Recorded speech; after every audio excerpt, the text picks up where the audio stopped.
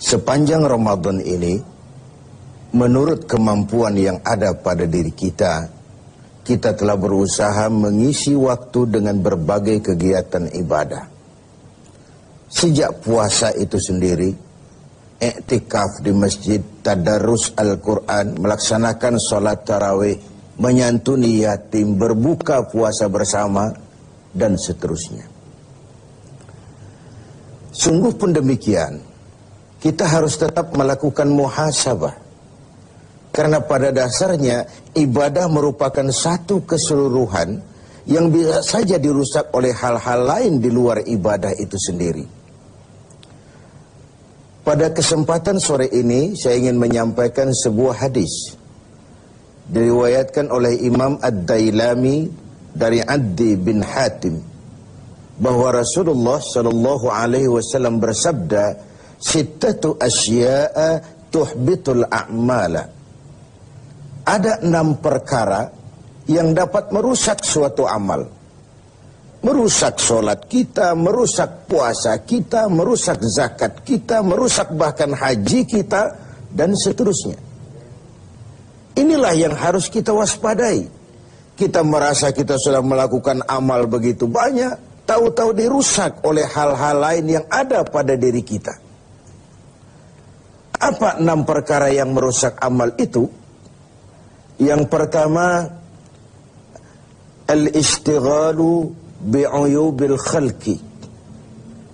Seseorang yang terlalu sibuk mencari-cari aib, mencari-cari kekurangan orang lain.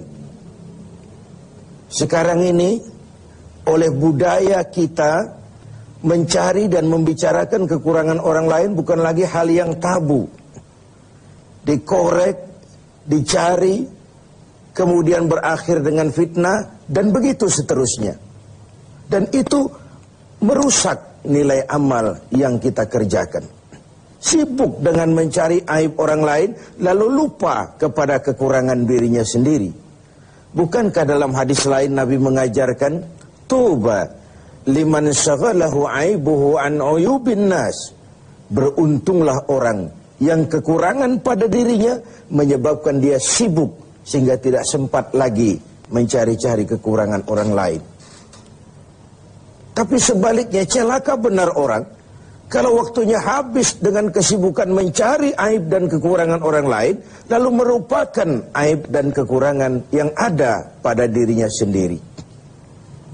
Pemirsa TV7 yang berbahagia, sibuk dengan aib dan kekurangan orang lain dan asyik tenggelam di dalamnya, membicarakan si fulan, membicarakan si fulan, membicarakan si ini, menyebabkan kita terlena dan tidak sadar akan aib dan kekurangan yang ada di dalam diri kita. Dalam dunia jurnalistik ada ungkapan, bad news is good news. Berita jelek itulah berita bagus. Berita yang bagus biasa-biasa saja. Tapi berita jelek kalau diangkat, dikemas sedemikian rupa, bisa jadi berita bagus, menarik, kejutan, menimbulkan rasa ingin tahu, dan begitu seterusnya. Termasuk dalam konteks ini, setiap hari sekarang ini, kita dijejali berbagai tayangan-tayangan yang sibuk dengan aib dan kekurangan orang lain. Sehingga mengakibatkan itu lalu menjadi budaya kita, dan hal-hal yang tabu tidak lagi dianggap tabu. Hal-hal yang sebenarnya memalukan sudah dianggap tidak memalukan. Sementara sedikit sekali contoh dan pelajaran yang bisa diambil dari hal-hal seperti itu.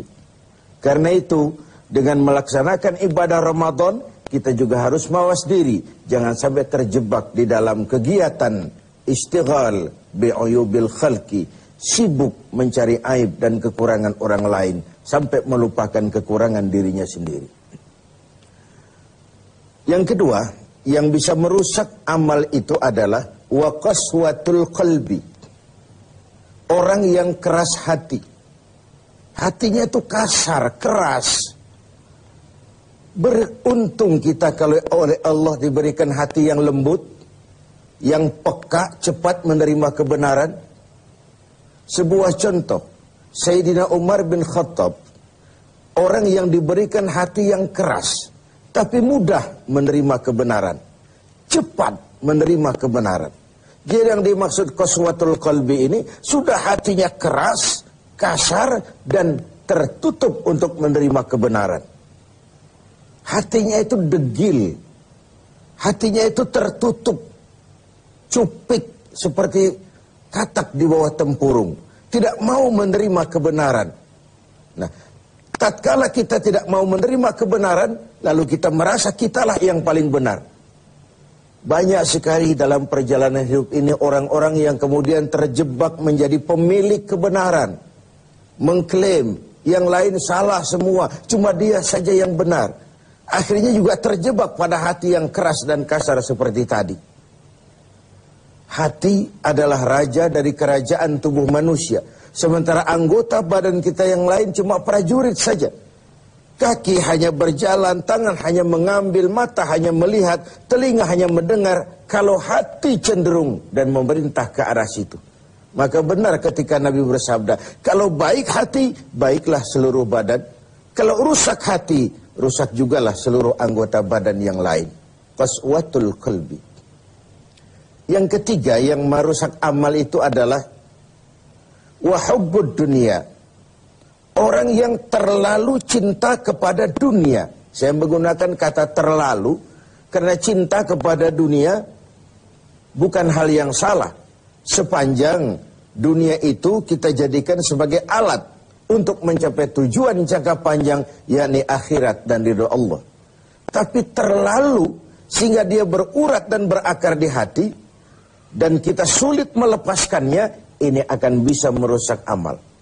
Sebab apa? Kalau kegiatan hidup kita sudah dipacu oleh hubbud dunia, cinta dunia yang berlebihan. Cinta dunia itu include cinta pangkat, cinta jabatan, cinta harta, cinta pujian, dan sebagainya. Kalau itu sudah overload, sudah berlebihan dalam hidup kita, kita cenderung melakukan hal-hal yang menghalalkan segala cara. Dan ini akhirnya akan merusak nilai amal yang sudah kita kerjakan. Bukankah ini memang penyakit kita? Hubbud dunia, terlalu cinta kepada dunia, lalu menjilat ke atas, injak ke bawah, sikut kiri, kanan. Masa bodoh teman jadi lawan, lawan jadi teman, asal bisa menggapai target dunia. Akhirat urusan nanti, yang penting yang sekarang.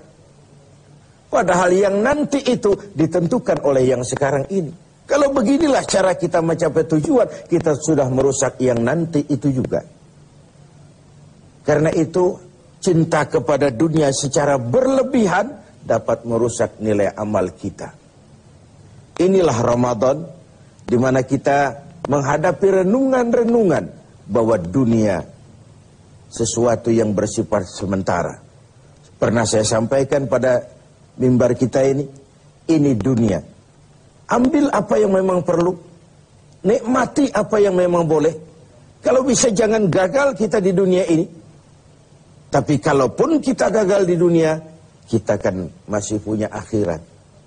Inilah yang menyebabkan cara kita mencapai dunia tidak menghalalkan segala cara, karena kita yakin akan pertanggungan jawab akhirat nanti. Itu yang ketiga. Yang keempat, waqillatul haya, sedikit rasa malu. Ini kan budaya malu, sekarang ini sudah setipis kulit ari. Tadi saya sampaikan yang tabu sudah dilakukan orang secara biasa.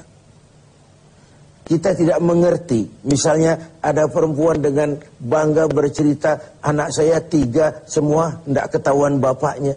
Dicerita secara terbuka di media. Dan dia merasa enjoy dengan itu. Bayangkan kalau ini lalu menjadi diikuti oleh yang lain. Bayangkan kalau ini menjadi sebuah tradisi di tengah masyarakat kita. Hal yang memalukan dan memilukan sudah dianggap sebagai sesuatu yang biasa. Tidak ada yang tabu lagi. Padahal malu bagian daripada iman. Tidak ada rasa malu, kurang syarat untuk mempunyai nilai-nilai keimanan. Nah, dengan puasa kita justru menimbulkan rasa malu yang paling tinggi, yaitu malu kepada Allah Subhanahu wa ta'ala. Kalau tengah hari Ramadan kita makan, tidak seorang pun tahu, tidak seorang pun lihat, dan kita tidak mau melakukan. Kenapa? Karena kita malu. Malu kepada siapa? Malu kepada Allah Subhanahu wa ta'ala. Dan ukurannya adalah nurani. Ukurannya adalah nurani. Yang kelima, yang merusak nilai amal kita adalah watulul amal. Orang yang terlalu panjang angan-angan, terlalu muluk cita-cita. Silahkan saja cita-cita digantungkan setinggi bintang di langit, tapi kaki harus tetap berpijak di bumi. Kaki harus tetap berpijak pada realitas. Kalau tidak, kita akan jadi penghayal kelas berat, tukang lamun kelas tinggi, yang hidup cuma mengumpulkan jikalau, andai kata, umpama, dan misalnya. Orang sudah kemana-mana, kita masih terjebak di situ. Yang terakhir, وَظَالِمٌ لَا يَنْتَهِ. Yang merusak amal adalah perbuatan zalim yang tidak pernah sanggup kita hentikan. Zalim dari kalimat zalama, kegelapan. Kita terlahir putih, bersih, suci. Kitalah yang menghitamkan diri kita sendiri dengan perbuatan-perbuatan yang menentang Allah. Dan itu artinya kita zalim kepada diri kita sendiri. Semoga kita dapat menjaga diri dari hal-hal yang merusak